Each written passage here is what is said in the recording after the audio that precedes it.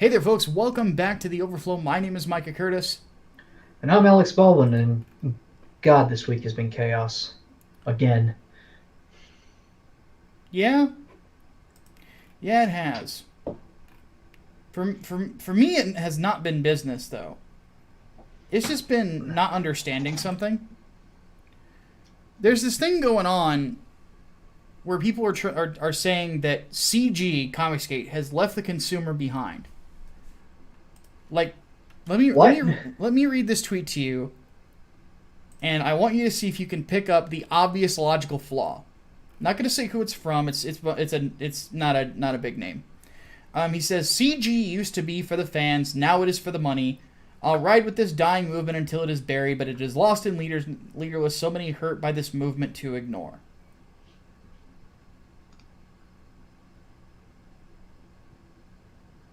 Why? Now, here's the obvious flaw. If it's how can it be not for the fans? Who the fuck do they think we sell comic books to? But to say that. Why is selling things bad? Why is making money a bad Well, thing? that doesn't make any sense either.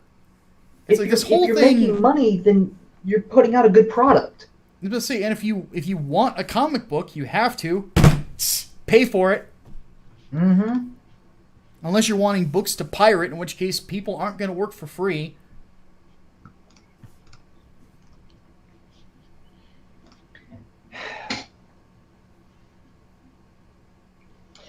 Michael, since when was Comicsgate a socialist movement? I don't know. It apparently, according to this sort of revisionist history, it is. Well, I remember when there were some socialists, Bernie Bros, who tried to take over Gamergate. I remember that too. That was So it's dumb. not unfamiliar when people come in and be like, "Man, I remember when it was about the people, man." And it's like, look, it's always been about the people. The customer has Mm-hmm. not been forgotten. Mm-hmm. People are upset about something, and they're not being honest about it. I think Mm-hmm. it's war campaign. Personally, that's my theory. Is people don't like war campaign because of their enthusiasm or things like that. My other theory is that there are people who call themselves OG Comicsgate that are constantly stirring shit up because they've got nothing better to do. Yeah, sounds about right. And the thing about this, when I was at work today, I had production time, as we call it, which basically I'm just doing menial tasks all day. And while I was doing them, I was actually listening to the Ricada Law stream where it was John Malin and Ethan talking to Unranked Chevron, who's actually part of our audience, and Englantine. And the conversation that goes through there is that they were constantly saying, we're all on the same page. We're all on the same page. We all want comics to be better. And yeah, there's a Mm-hmm. place for the critic and there's a place for the creator. Nothing has changed. The only difference is that Doug TenNapel and Mike Miller are throwing tantrums. And because they're continued tantrums, plus you have, the quasi alt right fucking weirdos, who are also trying to stir up shit too. And, basically, there's an anti Ethan crowd. And that anti Ethan crowd is trying to tell people that Comicsgate is dead. Comicsgate is not dead. There's a lot of people involved in it. There's a lot of creators who are doing well. And by the way, the creators who have consistently tried to say that Comicsgate is dead are the ones who aren't really doing that well. Or at least not as well as they used to. And the continued narrative pisses people off. I'm of the opinion that in Comicsgate there is like any other group, there is a silent majority that isn't going to constantly tell you what they think. They don't feel the need to. They're going to vote with their wallet. Mm-hmm. And there's some people that I can think of that their last projects did not do as well as as others did. You And I think oftentimes it's completely related to the creator and their attitudes. Tim Lim, much as I like Tim, he had issues with Ethan, and I think that you look at his last couple of campaigns, they haven't done as well as his earlier ones did, or the one where Doug Ernst was the head of it, Soulfinder. And again, Tim, if you're watching, I don't dislike you at all. I'm just being honest about what's going on here. Another one is Mike S. Miller. Lone Star, he just relaunched it for whatever reason, for a second printing. And the last Lone Star campaigns exploded. And if you look at other variants and things like that, like Cyberfrog, that exploded too. And Mike's this most recent one just hasn't taken off for whatever reason. He's not even at 10,000 yet.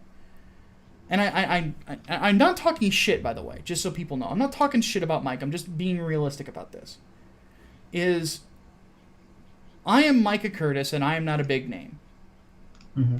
My comic made over 10 grand.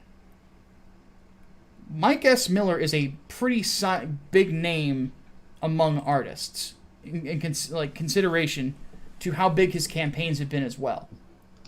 And he should have hit 10 grand in a day for alternate covers to the Lone Star book. Mm-hmm.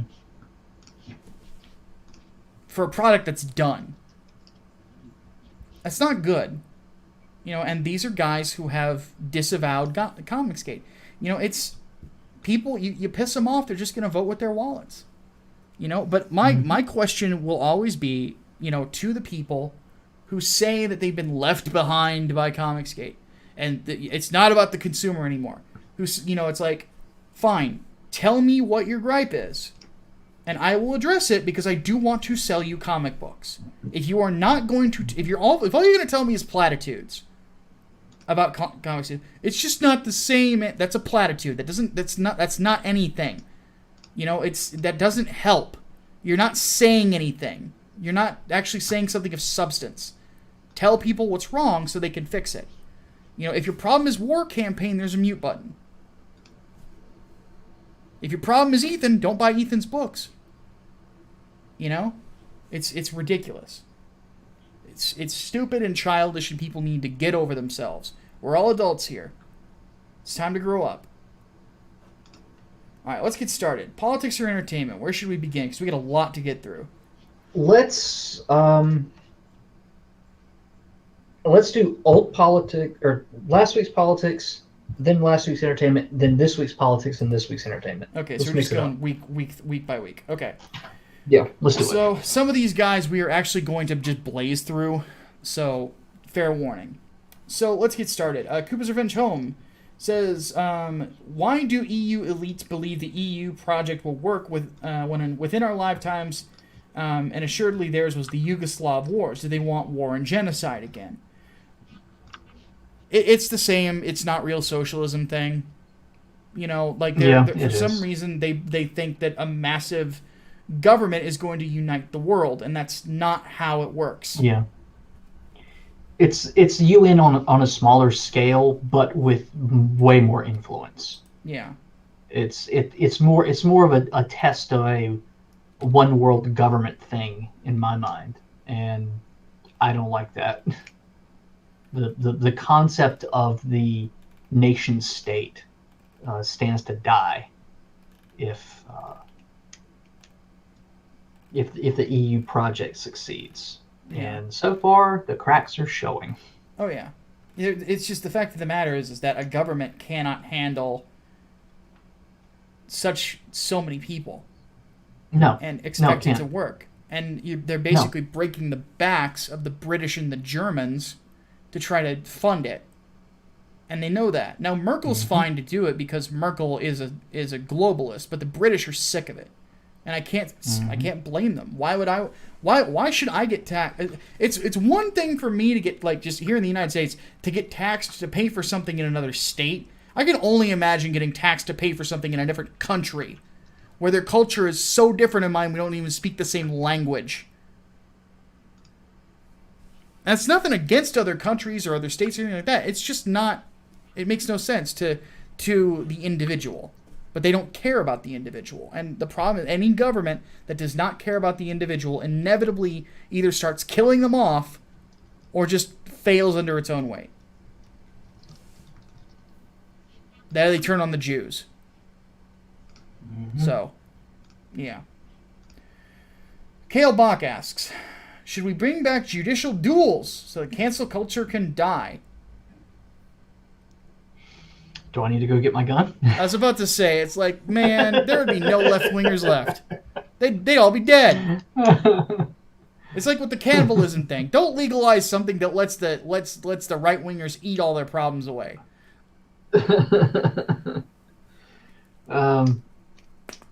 Honestly, I say fuck it. Like, if two people consent, bring it back. Bring back dueling culture. Fuck it. Go full libertarian. I mean, what does it say about a person if they're literally willing to stand up and die for their beliefs like that? Yeah. Like, literally saying, I will take a bullet for this shit. Fuck you. Come on. Yeah. It's instead of 1v1 me, it's IRL 1v1 me. Oh dear God. Anyway. Oh man. Twitch can get on that, stream that shit. There you go. Autist Whisperer asks, thoughts on the 5-year-old autistic boy being put on a sex offender register for hugging and kissing a classmate? Looks like context isn't matter. Yeah, you didn't hear about this? No, yeah, I didn't hear about this. Exactly that sentence explains the whole thing. At 5 years Where old... was this now? I don't remember. That's fucking bullshit. I mean, I already think it's bullshit that, like, kids who take nudes of themselves and send them to each other. Yeah, this was in Tennessee. Sex offender registries for, like, creation and distribution of child pornography. That's fucking happened before.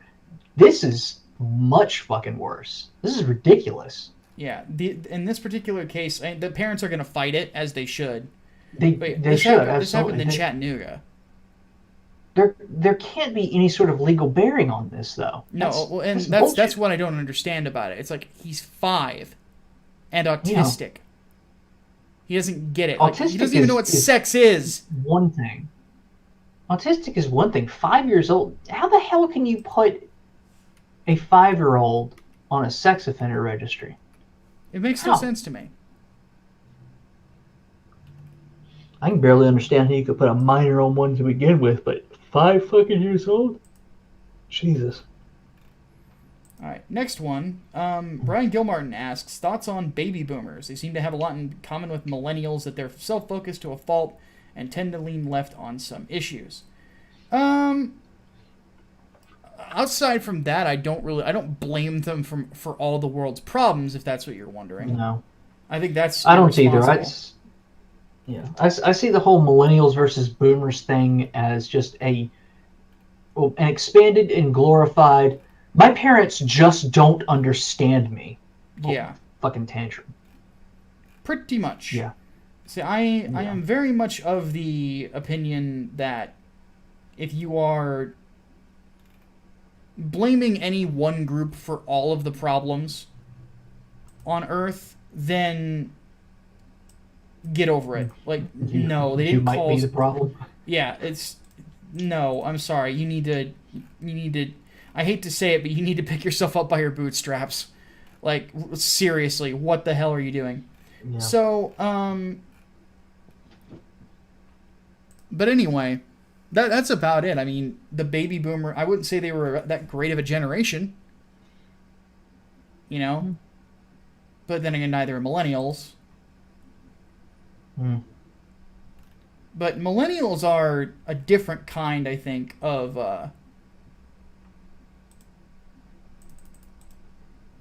hollow you know. I think so too.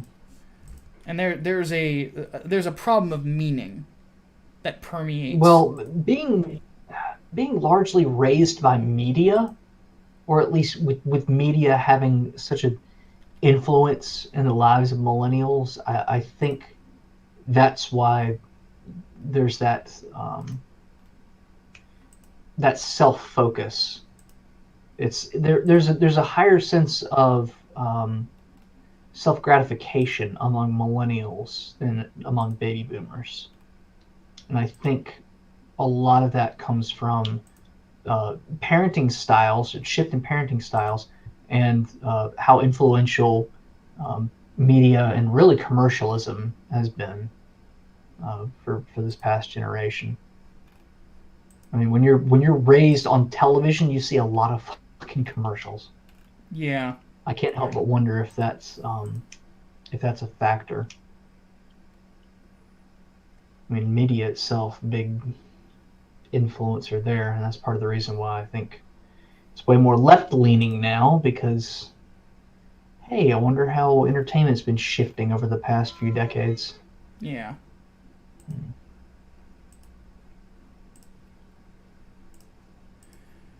Okay. Let's see here. Tyler Jorgensen asks, thoughts on the ADL declaring the OK sign and the bowl cut as racist? Stupid. And yes, they are really that stupid.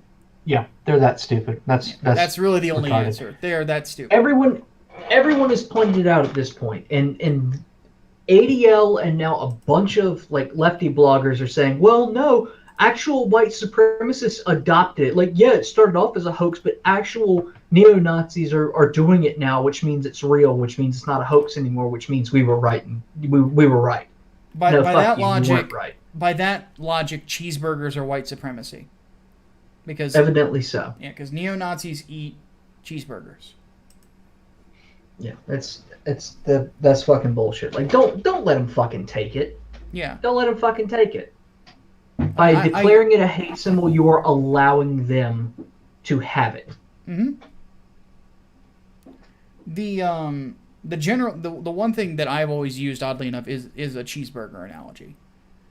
If a trucker at a diner is eating a cheeseburger, and Richard Spencer sits next to him, the other guy not knowing who he is, and orders the same burger, and Richard Spencer says, this is a good burger, and the other guy agrees with him, is the other guy an alt-righter all of a sudden? Of course not. That's bullshit. So, just because somebody adopts something doesn't mean that it immediately becomes, a tool of the extreme right. No, go fuck yourself. And then we already answered the one from Zachary Loggins about our favorite passages in Proverbs and Psalms.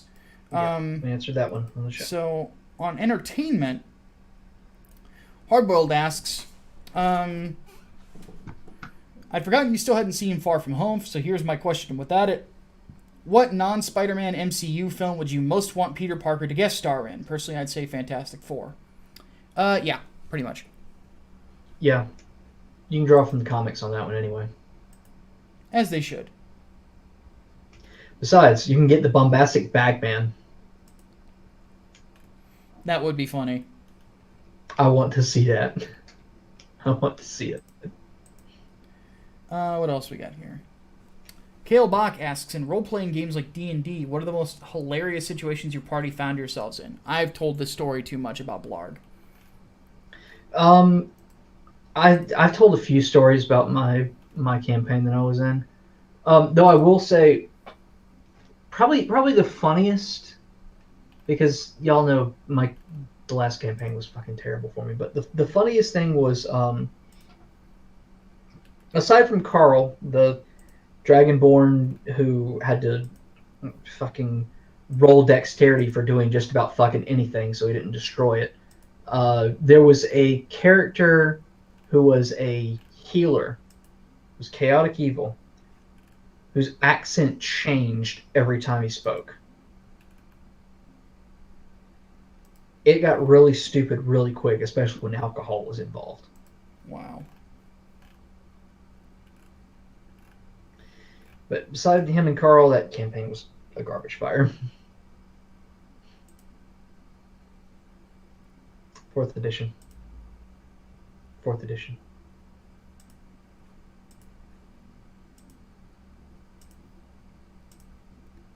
All right. All right.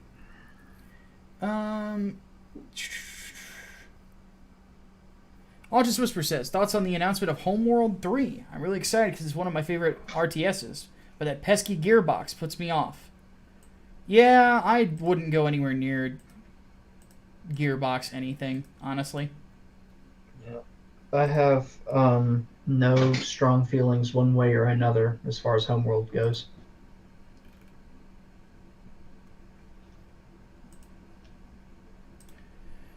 Leonardo Juan wants to know, favorite slasher monster in a horror movie? So slashers. Slasher monster? Yeah, so specifically slashers. Oh, so he has to be in a slasher movie, and he has then... to... Yeah. Well, that's the thing. If it's a monster, it's a monster movie. So there's not that many slasher monsters. Like, things that aren't completely human. You got Jason Voorhees, who's a zombie. You have Freddy Krueger, who is beyond human conception. And then...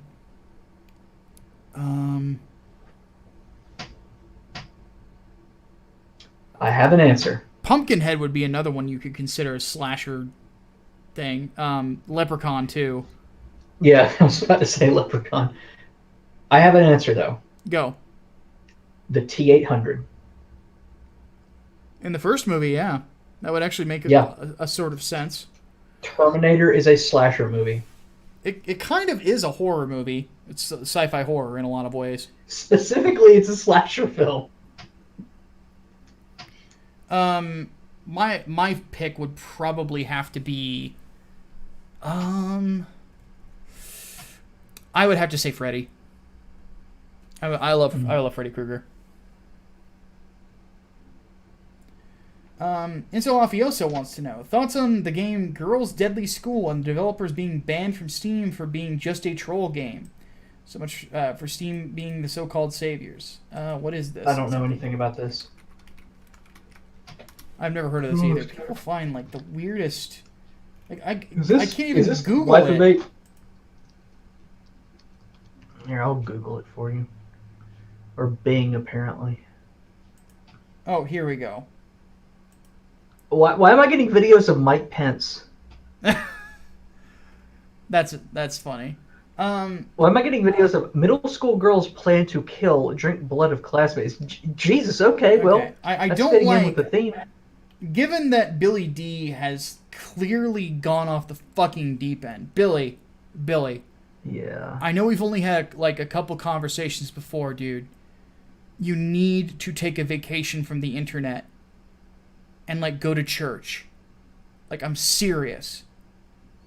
Like, go to church and just offload everything to a preacher because you're going down a rough path in life, man, and I don't want to see it happen to you. Yeah. I'll be praying for you, but seriously, you're going down a dark place, and you need to take some time away from the shadow, because it will, the abyss will stare back into you, and other people are seeing it. That should be a clue. Just take some time for you. All right, so but it says here that yeah, there's some game called Girls Deadly School getting removed. It says, after review, we will not be able to ship your game on Steam. While we strive to ship most titles submitted to us, we found that this title is just a troll game. The app has been banned, cannot be reused. Your partner account has also been banned. So let me... I'm going to watch the trailer with no sound. Oh, wow, this looks bad.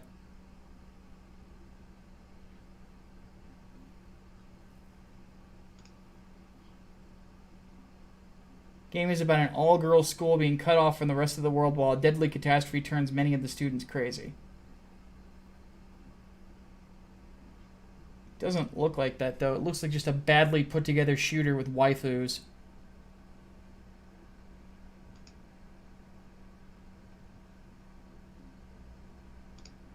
With that said, though, that's not a disqualifier. I don't think it's a troll game, but like, for content control's sake, I can see why they wouldn't want to sell it, because it looks like shit. But at the same time, you can still buy Hatred on Steam, and Hatred is shit. So, I don't know. I have no opinion one way or the other. I don't know anything about the story. I don't think it's for censorship purposes. I think that it just looks bad. Zachary Loggins wants to know, have you ever considered making a Things I Love video about Venom since he's your favorite character? I'm not doing Things I Love anymore after this month. Nobody watches them. If people were watching them, I would. But nobody watches them. So, I'm just going to stick to doing vlogs and writing comics at this point. Maybe in the future. Eclectic 1995 wants to know, when adapting a video game into other mediums such as film, when should a writer adapt the mechanics of the game, but where should liberties be taken? I'm not big on video games becoming films anyway. Like, they just don't translate that well. Like, I don't mind having a movie be like a side story, or a prequel, or something like that, but... Really, the only way that you can adapt it is through, like, your major plot points and your cutscenes. That's about it. Like,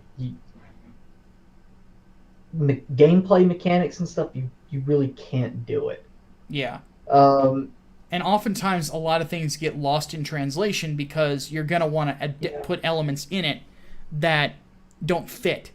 That fit the game, but don't fit the film. Like Silent Hill. Oh, yeah. Silent Hill's problem, it's not actually a badly acted film at all. The acting is not the problem.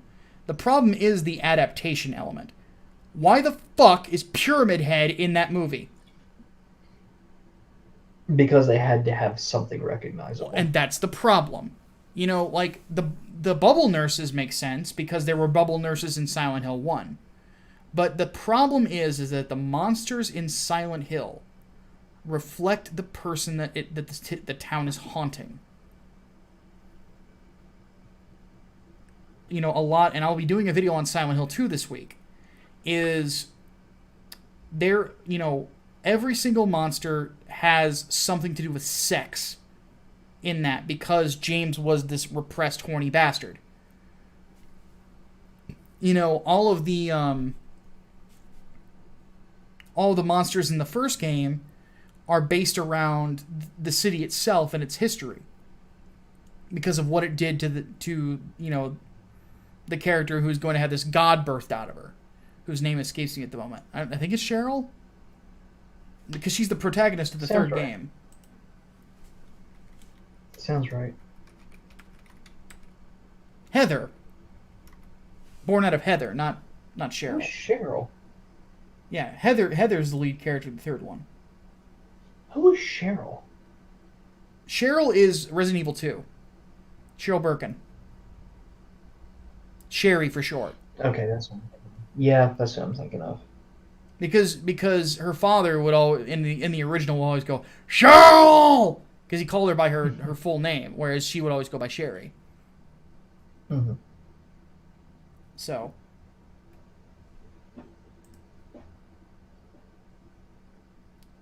Actually, no. I'm sorry. Cheryl was in Silent Hill. I forgot. It's her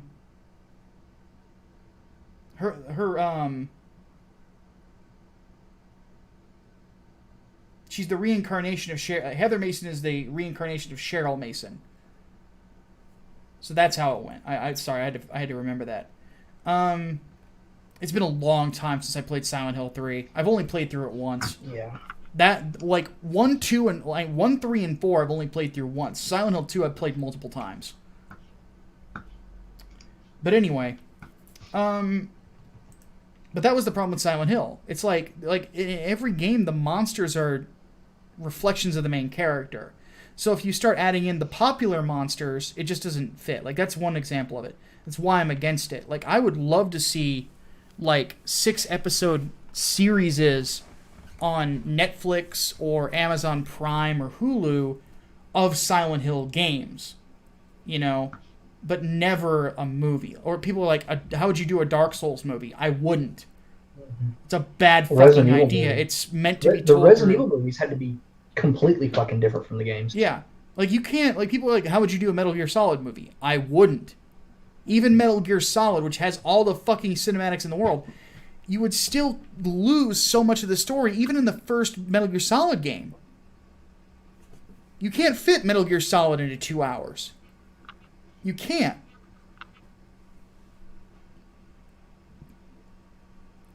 So, no, it's not a good idea.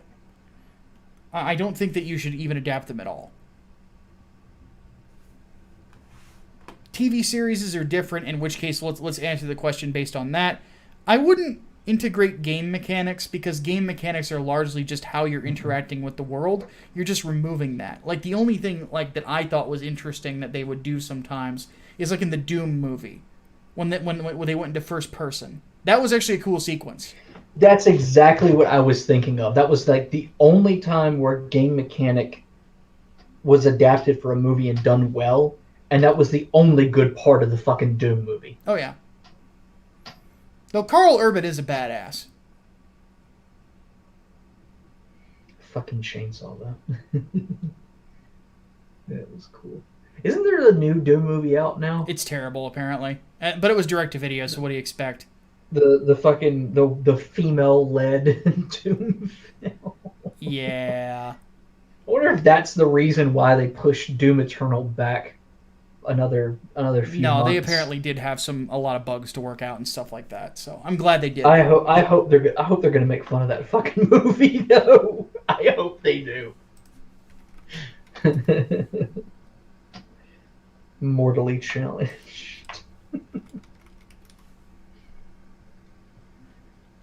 Anyway, let's move on. Let's see here.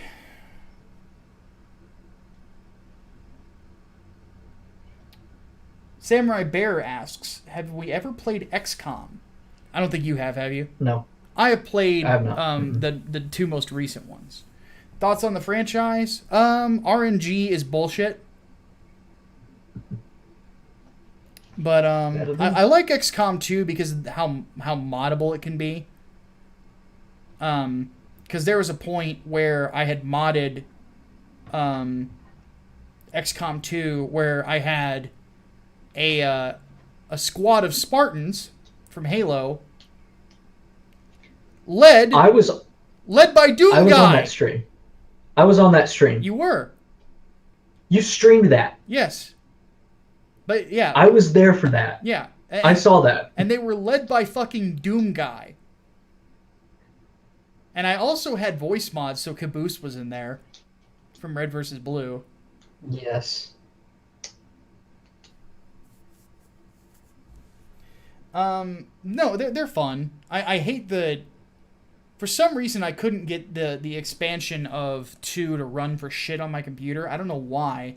It apparently has a lot of compatibility issues and mod compatibility issues, so fuck that thing. But but no, they're pretty fun, all things considered. Ultimate Agent wants to know thoughts on the idea of Viggo Mortensen as Dr. Doom. What's the last thing he's done? He hasn't done much lately, has he? Let me think. The Road is the last big movie he was in. And that's a long time ago. He would not be a bad choice, though.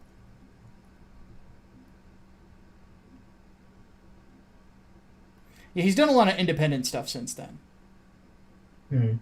But, no, Viggo Mortensen would be a pretty good pick. I still want Jason Isaacs. That's my pick for Dr. Doom.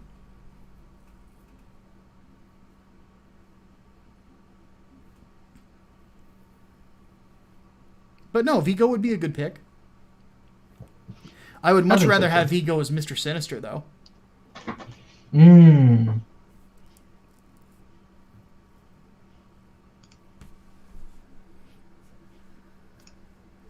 Or, since we're doing Blade, have him as Dracula.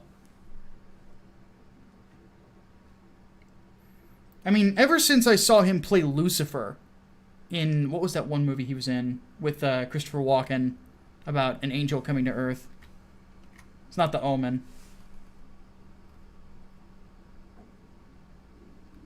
Let me find it here. I got nothing.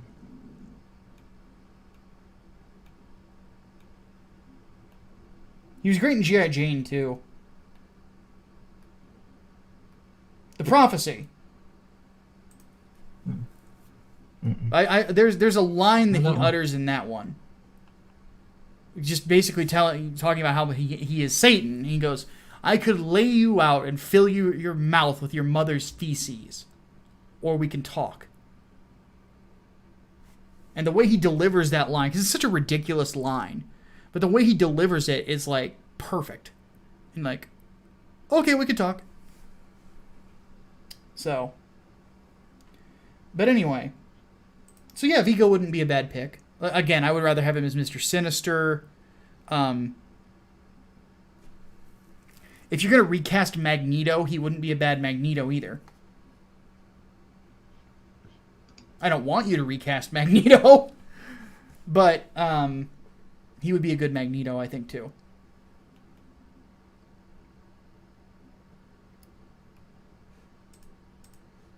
But no, not a bad idea. Brian Gilmartin wants to know, how would you make a Koei meets Capcom game, and who would you include? I'd like to see Mega Man and Sun Shang because they're something of a dream team for me. So, Dynasty Warriors Capcom. Dynasty Warriors doesn't really work that well with that many franchises. It worked well with Fist of the North Star, because Fist of the North Star is ridiculous. It worked well with Gundam, because Gundam, you can have an excuse for having a bunch of, wimpy fucking mobile suits on the map. You could still do a 2D fighter. No, he's talking about Dynasty Warriors specifically whenever he talks about Koei Tecmo. Koei Tecmo did Dead or Alive, though.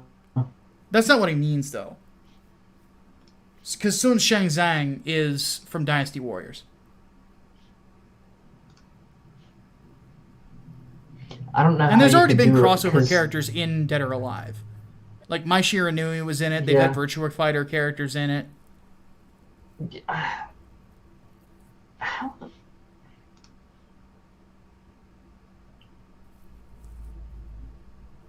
So that's what he means. They have Ninja Gaiden too, don't they? Yeah, they do. So they actually had Ryu Hayabusa in Samurai Warriors game too, which was fucking awesome. Here I am just thinking of like Cannon Spike. You remember that fucking game?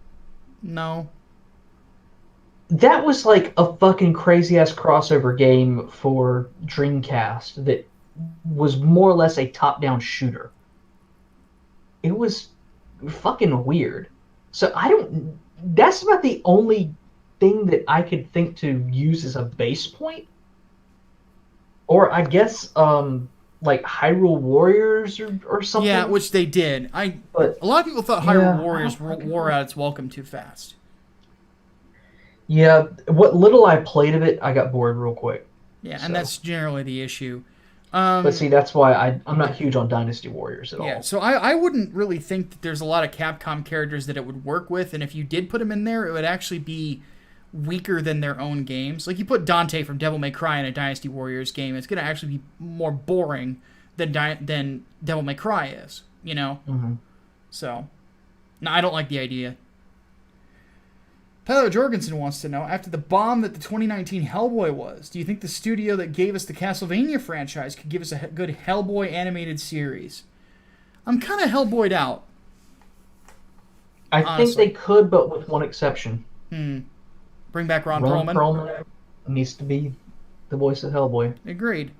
There was no reason to recast the character. No. I think that's the reason why a lot of people refuse to fucking see that movie. Yeah. It didn't need a reboot. No. People really liked the Guillermo del Toro films.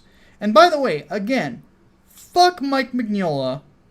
A, for supporting David Hogg.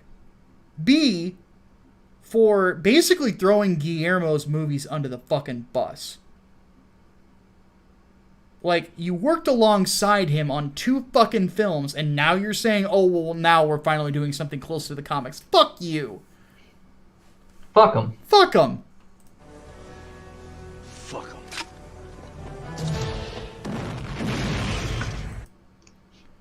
But yeah, they could do that. What we're being told though is they want to do Berserk.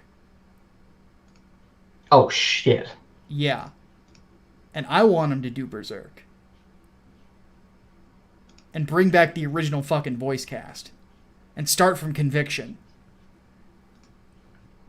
So. Alright, so that's 1 week. Second week. Politics. I'll just whisper asks. Thoughts on John Dillinger's body being exhumed to finally prove if the body is an imposter? I have no idea what he's talking about. I don't know either, but that's funny. Did it actually?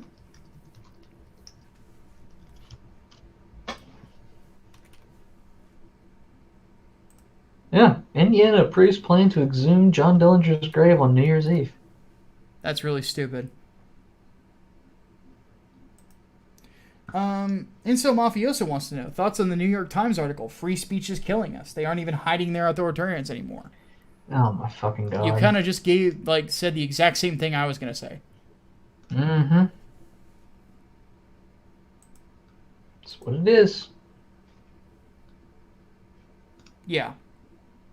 Have you seen Glenn Beck's special on the Ukraine scandal? No. No. Don't have time. He's got like some kind of show on a streaming service, doesn't he?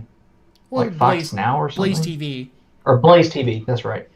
And I don't subscribe to Blaze TV, so. Yeah. Finally, watch for that anyway. one, should we nuke Mars to start climate change? Speaking of Doom.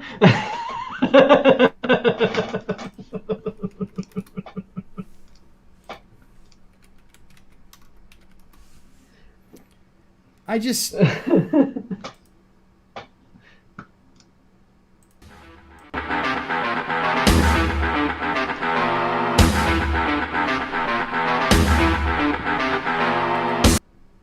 Anyway. So that's it for politics. What the fuck, man? There we go. Entertainment. Kale Bach asks, what do you think of a World War II game following the German side, specifically the 9th Infantry, one of the 2 corps, and it ends trying to escape Berlin?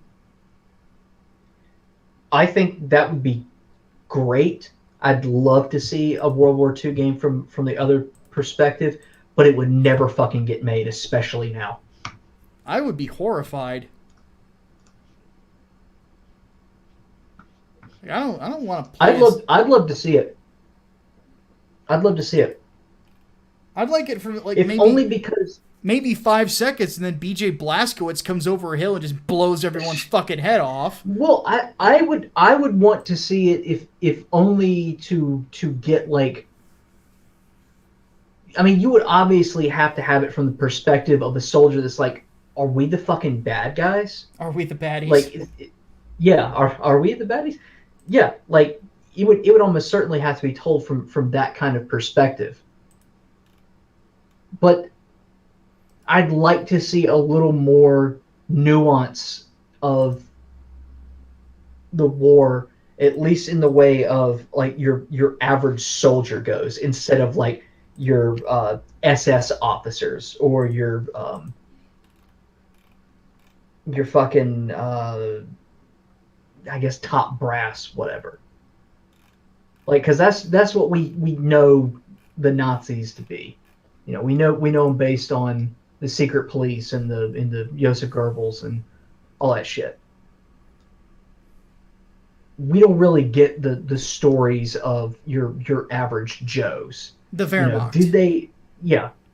Did they actually go along with it? You know, were they okay with the idea? You know, at what point did some of them realize maybe Hitler wasn't fucking right after all? Yeah, the whole thing about clean Wehrmacht is, well, first off, clean Wehrmacht is a conspiracy theory that is not true.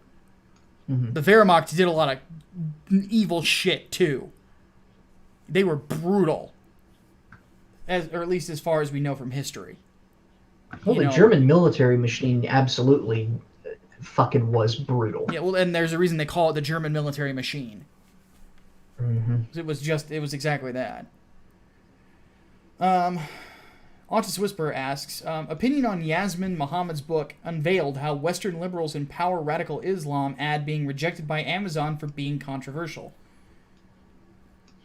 I'm not familiar with the book. I'm not familiar with the ad. Yeah, I'm not either. I mean, I'm not familiar with Yasmin Mohammed either. I have noticed that they're starting to kick off certain authors for things that they say outside of it. I don't think they sell Vox Days books anymore. Oh boy. To my knowledge. I wonder why. Though that was actually apparently over a copyright issue. So yeah. I can't say anything I know anything about it. Matchstick asks, have we ever seen Psycho Pass? If not, it's an anime police procedural set in a cyberpunk Huxleyan dystopia with a dose of philosophy and at times berserk level gore. I have seen it and I liked it. Psycho Pass is one of those older ones, isn't it? No, pretty new. Last 10 years. Maybe I'm mistaking it for something else. I compare it more to a mix between. It's more like I don't know about Huxley in future, but it's more of a mix between Blade Runner and Minority Report.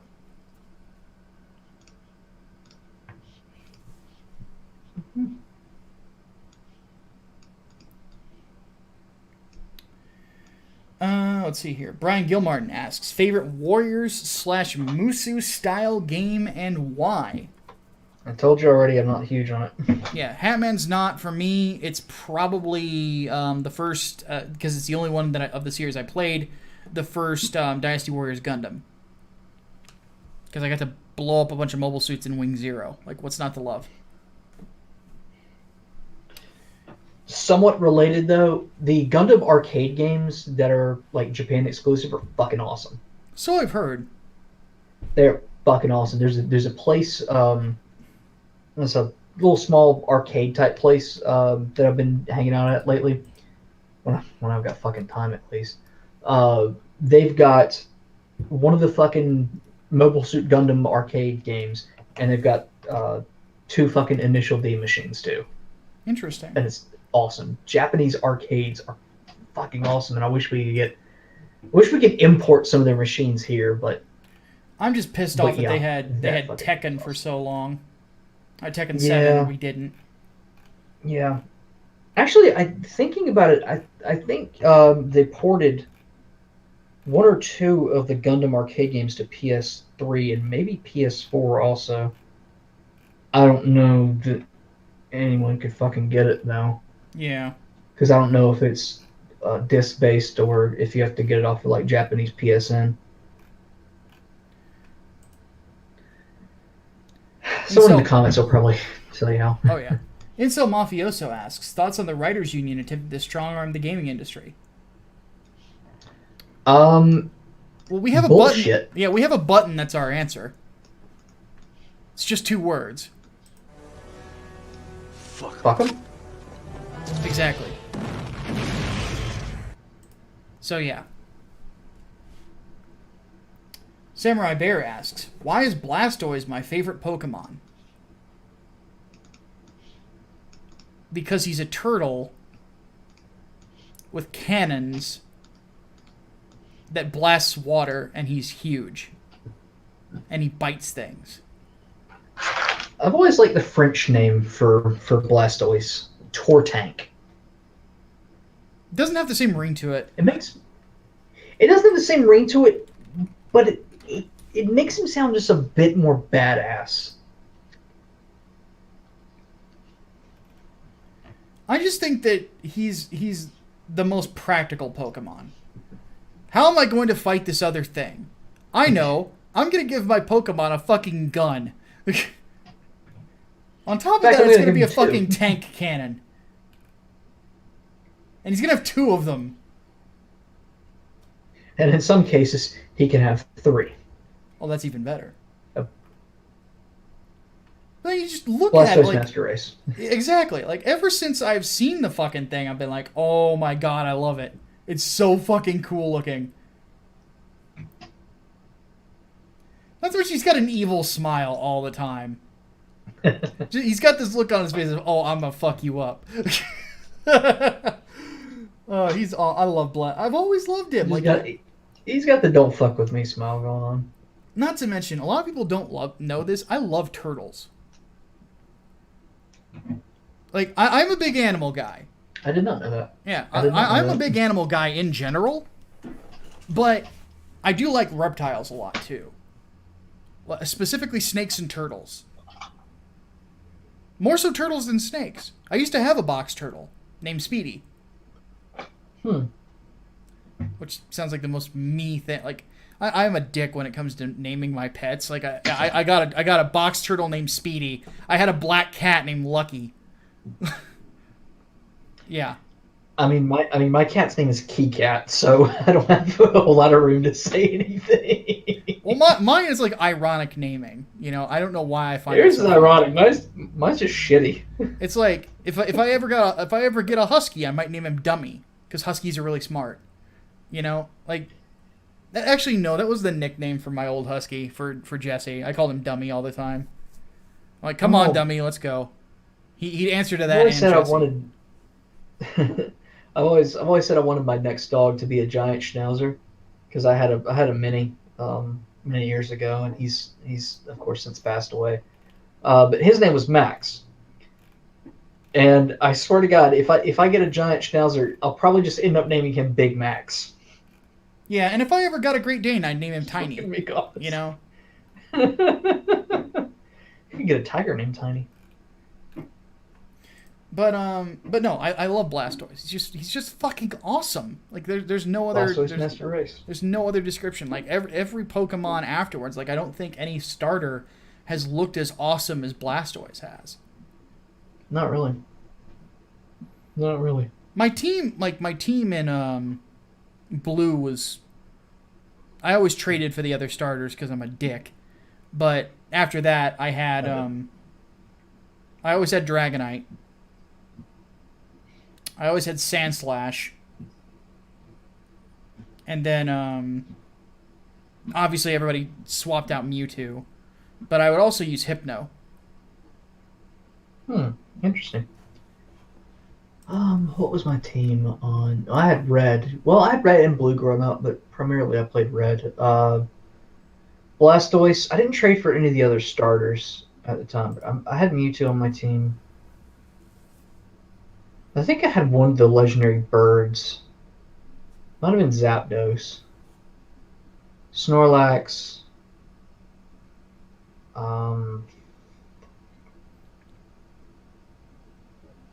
Did I have Rhydon or Golem?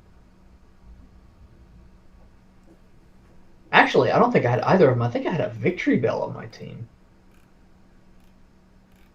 I want to say I had some kind of like rock or ground type, but and then I believe I had a Pidgeot too. Or maybe that was yellow. I don't remember. Those saves got wiped a long time ago, so. Yeah. Victory Bell was creepy looking. Victory Bell was... A lot of the old red and blue sprites looked terrifying. Except for... I always thought that, like, the fucking... the ghost types, the only 3 in the game at that point. Oh, yeah. Like, yeah, they look really The funny. Ghastly was kind of cool looking. The Haunter looked awesome. Gengar looked fucking stupid. Let's see. What are some other... The Evolutions look angry as fuck. Oh, yeah. They all look pissed off. Oh, yeah.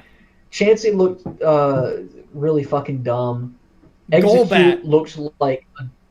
Oh, God. Golbat looks like he would walk into the room going, "Duh! Hi, guys!" Golbat with his big-ass fucking tongue. And you notice they have not put Golbat's tongue in, like, anything since then. No. They knew they fucked that up. What really gets me is, like, people say, like, the like the Gen 1 designs didn't look as good. I was like, no, go fuck yourself. If anything, Dragonite looked badass in Gen 1 though. well, yeah, he did. He kind of did, but he looked kind of innocent, and that's what threw everyone off because he's a monster. Yeah. I mean, like now especially, he kind of looks like a friendly fucking dragon.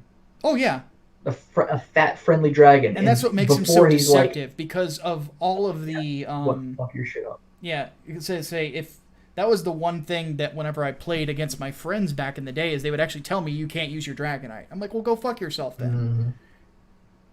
But no, there was a lot of really good designs. I liked Primeape. Primeape was a really good one. Golduck was another really good one.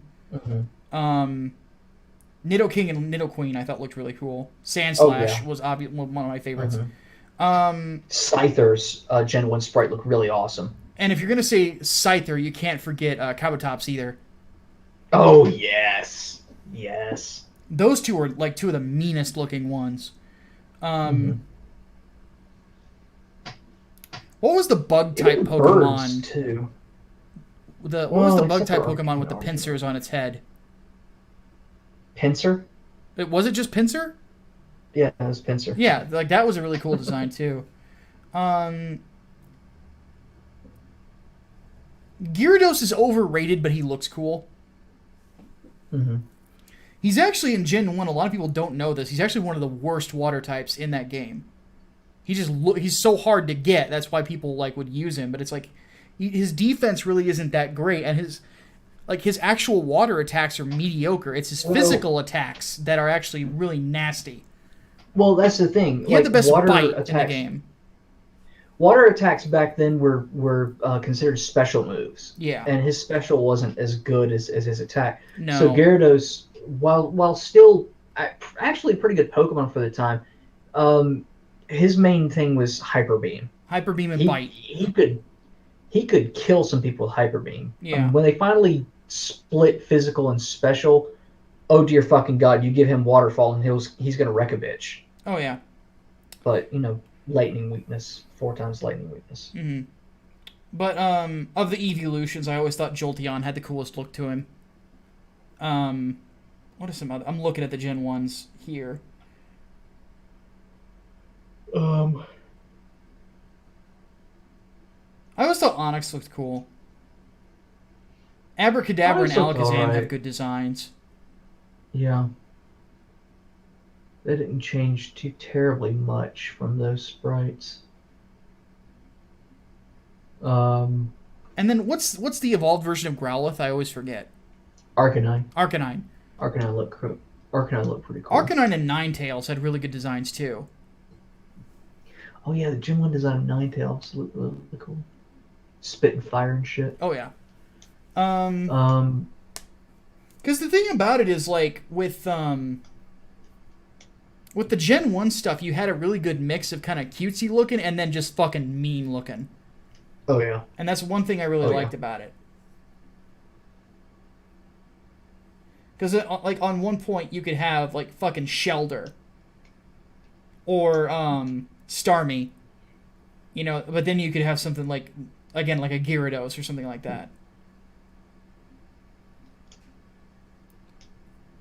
And then what else was there? What was Horsey's evolution? Seadra. Seadra looked really good too. And then how can we forget Arbok? Oh yes. Mean fucker. Kingler, I believe, had a pretty good looking sprite. Yeah, Kingler wasn't too bad looking. Then you got Machamp, who's basically Goro. Yeah, pretty much.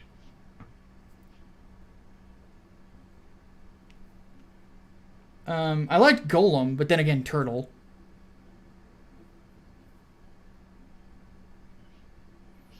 And then I'm a boxer, so Hitmonchan. Or Hitmonchan, yeah. So yeah, a little biased there. Kicking motherfucker. But yeah, Rhydon looked really cool too. Yeah, there's a lot of really good, just good-looking designs when I'm looking at the sprite sheet.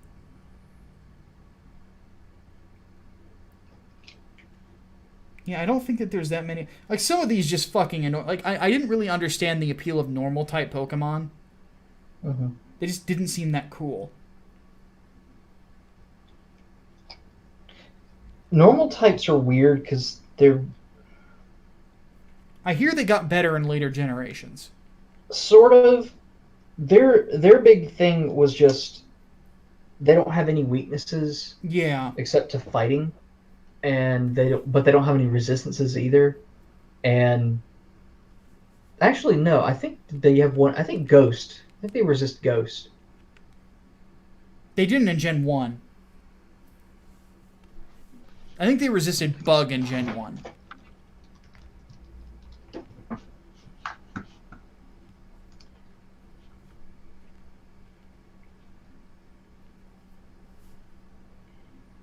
Yeah, it's a dual resistance to Ghost.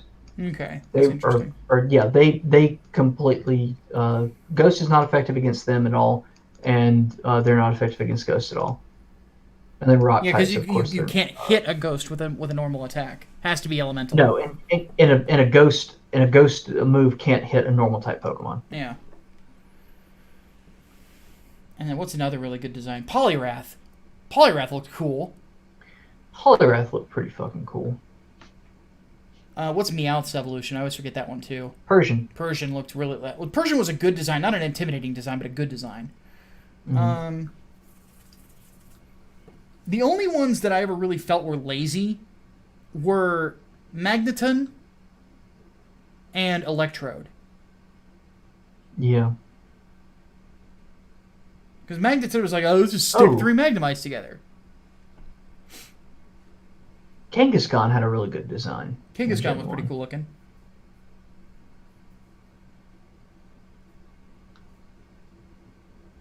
And then, of course, Mewtwo had a great design. Yes, of course.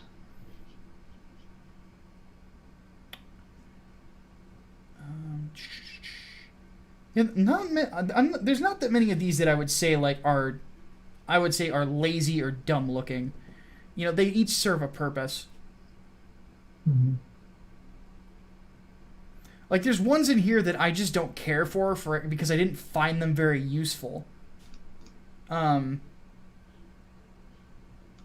But aside from that, I mean, I don't get that sentiment. Anyway, we need to move on. Yeah, we do.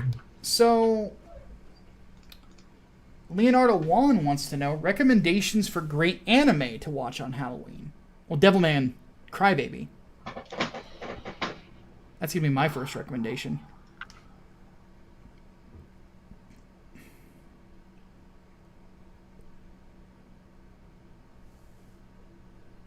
Netflix Castlevania, even though it's not technically an anime. Yeah. Yeah. Find my anime folder. Trying to think here. Evidently, I don't have a whole fucking lot of anime. Blue Gender is another really good one. What's the one about the pop idol? Perfect Blue? Yes. Yeah, Perfect Blue is another really good one. Yes. That's a really fucking good one. Yeah, because that one's so fucked up. That one's good for Halloween. Yeah. Yeah, perfect. The Blu-ray just came out recently for that too. Really? It's like the first time you've been able to. It's the first time you've been able to get it in a format that did not cost you a goddamn arm and a leg to buy. But yeah. Another one that I would recommend is called Parasite. Oh yeah, Parasite. It's basically Japanese The Thing, up too. But it's good. Yeah. If you want just flat out like gore, Corpse Party is fun. It's not very well written, but it's fun. Hellsing Ultimate. It's another really good one. Elfen Lied. It's another really good one for Halloween. Elfen Lied is pretty good.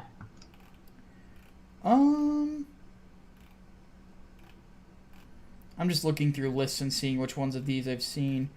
I've seen Shiki. Ooh, evidently, the Perfect Blue Blu-ray is expensive now. That's a bummer. I guess they sold out their initial stock. Yeah, probably. But Shiki isn't a bad one, but I wouldn't say it's like great, like best ever. You can rent it or buy it on Amazon though. Just the digital version. So there is that. At least you can actually watch it in a legitimate way. Yeah.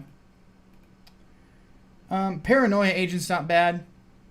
It gets trippy, just as a warning. Gaunt's is a fun one, but it's stupid.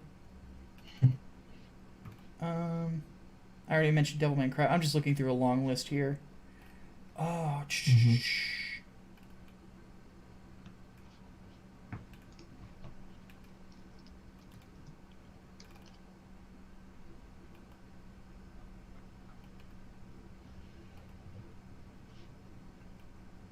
I already mentioned Blue Gender. Ninja Scroll is kind of an okay one for Halloween. It's definitely creepy.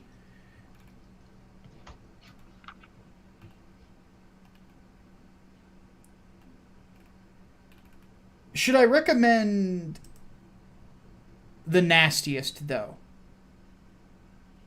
I say go for it, because some people are gorehounds on Halloween. Fucking Genocyber. How did I know that was going to be the one? For those of you who ever doubt that I am a gorehound, keep in mind, I just recommended Genocyber to you. Yeah. Holy fuck. Never fucking forget, man. Oh my god, Genocyber is nasty. It is probably one of the... If it's not the goriest anime of all time, I don't know what is. Like, it is... It's fucking up there. It is disturbing. Like, how fucked up it is. All of the taboos of violent anime, it breaks them. So, you mentioned Elfen Lied earlier. Yeah. For those of you who couldn't stomach the first 12 minutes of Elfen Lied, you would not shit on Genocyber. You wouldn't be able to handle Genocyber at all. Oh my god. No. Genocyber is the we're not talking about like we're not talking about blood just suddenly spraying on walls and shit. No, this is disturbing. No. Let's not give them details. Everything. I want them to see it. But oh yes. Genocyber is the kind of anime that the Doom guy would watch and enjoy. Yeah, probably. That's how I would best describe it. Doom guy would look at it and be like, this is my kind of shit. So, just saying, it's pretty fucked up. Like, and here's another thing. As fucked up as Devilman Crybaby is, like, on an emotional level, Genocyber is that fucked up when it comes to gore. Like, it's pretty... Whoa. Like, what the fuck just happened? So... I think that's a pretty good amount of recommendations. And for people who's like, oh, Micah doesn't like anime. No, I do like anime. I just don't like weeb shit. There's a difference. Don't give me that waifu bait nonsense. Or dragon maids. Fuck off with that. Somebody at work that I actually saw was actually wearing a Dragon Maid's t-shirt. He was a grown man with a mustache. I pushed him over a balcony. I'm kidding, I didn't. But I'm like, what is wrong? I know I'm wearing a Batman shirt as I say this, but what the fuck is wrong with this guy? So, like, no. Just no. Dragon Maids must be destroyed. God. Alright, Ultimate Agent wants to know, thoughts on the trope of redeemed villains turning good? I like it when it's done well. Right. Yeah, you gotta do it right. There's not that many... It can't come out of nowhere. Yeah, it's gotta be gradual, like with Venom. Venom's was a gradual turn. Or it has to fit the character. Yeah, which it fit with Venom, too. The Punisher was introduced as a villain first and then turned. Think of Hans Landa, where There's sort of the redemption, but not really, because he's just doing it for selfish gain. Yeah, that's not a bad one. That's a good way to do it. Like, he's sort of redeemed, but not really. If you're going for like a full redemption, though, like they can't be a straight evil villain. Like, they have to have some level of sympathy about them. Yeah. Something is misunderstood, or they actually do have a moral core, something like that. You know, you can't go like with the Grinch, where his heart just suddenly turned 3 sizes that day. Mm-hmm. Yes, I'm shit talking the Grinch. But anyway, that's my thoughts on it. And Zachary Loggins, oddly enough, said another question. I know you're not going to do things I love, but I really think you should do one about Venom. I'll think about it. Yeah. Final one. Tyler Jorgensen asks, what are your thoughts on half demon, half human characters and Dom Peters, or half human, half vampire? I think that every single teenager who has watched and has a fanfiction.net account, who has watched Blade or Vampire Hunter D, uses the trope, and it's old.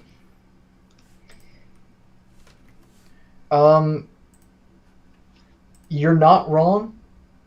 And you're not wrong, because a friend of mine likes to bitch about the D&D campaign that she's a part of, where vampire hybrids are everywhere, and none of them add to the story. Being hybrid does not add anything, and it's done just because they can say, hey, I'm a vampire, but not really a fucking vampire. That bullshit. So, yeah, no. Mm-mm. I think that the time I really didn't get behind it, and I was kind of like, yeah, we've kind of done this trope enough, was The Strain. Because The Strain is a great series, but there's a point where they introduce a character that is pretty much Blade. Mm-hmm.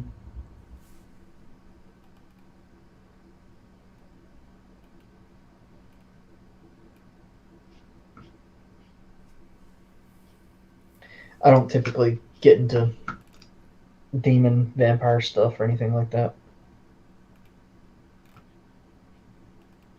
Yeah. And I like Vampire Hunter D a lot. That's another good one for Halloween. Vampire Hunter D and Vampire Hunter D Bloodlust. Add that to the list. I just feel like, yeah, it's been overdone. I like the idea of a human killing vampires because of the physical disadvantage.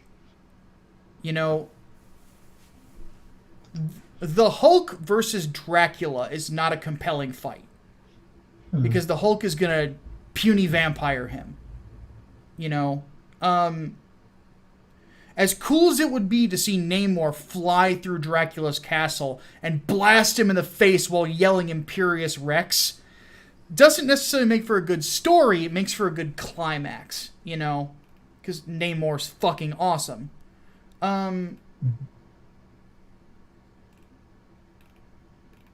But Captain America versus Dracula, then it gets interesting.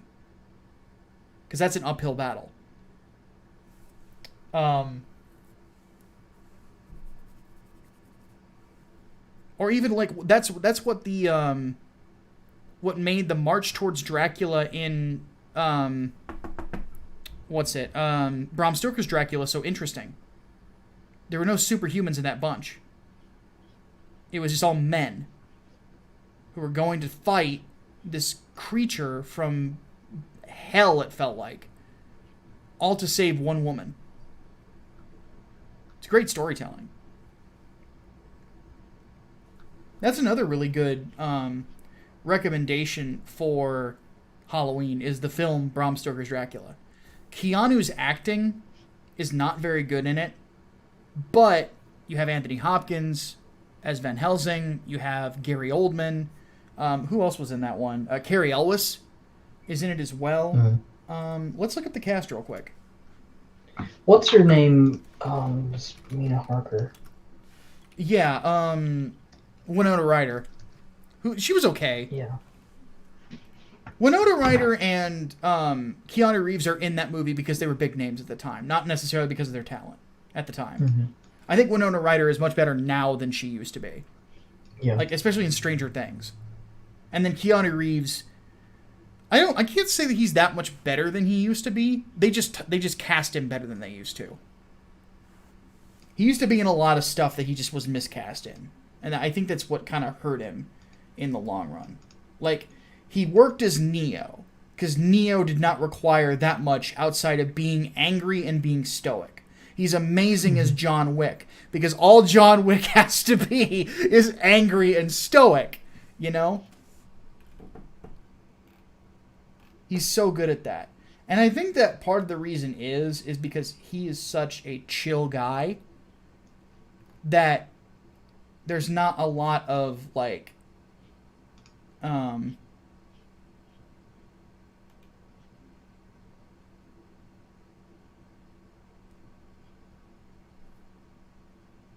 yeah.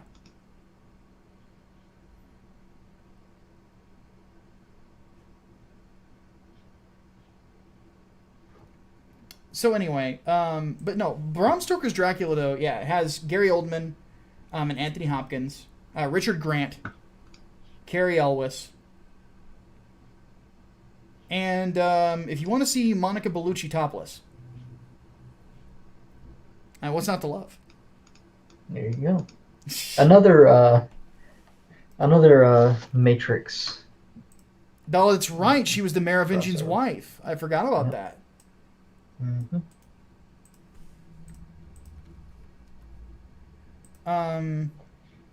Speaking of which, I always ask people about this.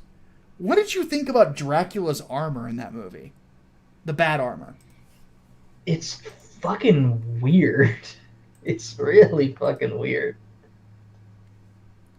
I like the idea of having a bat motif for a helmet.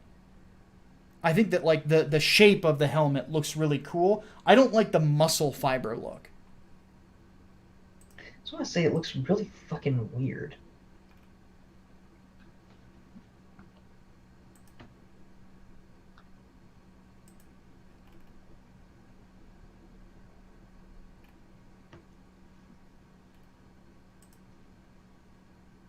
But no, it's a good movie. It's very enjoyable, to say the least. Even it's for its little idiosyncrasies. Like, when you watch it, you'd be like, "This guy directed The Godfather?" But no, it's actually a really fun movie.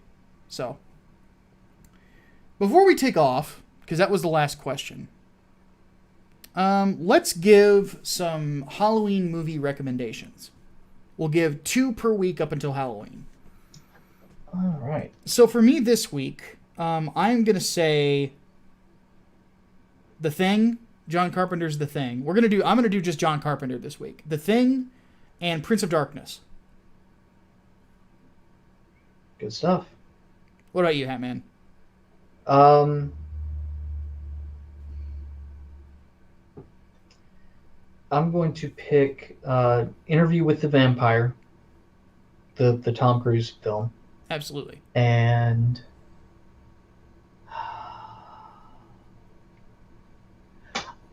I'm gonna do one that I wanted to watch last night but didn't get the time to. Odd movie, or odd choice really, Apollo 18. Interesting.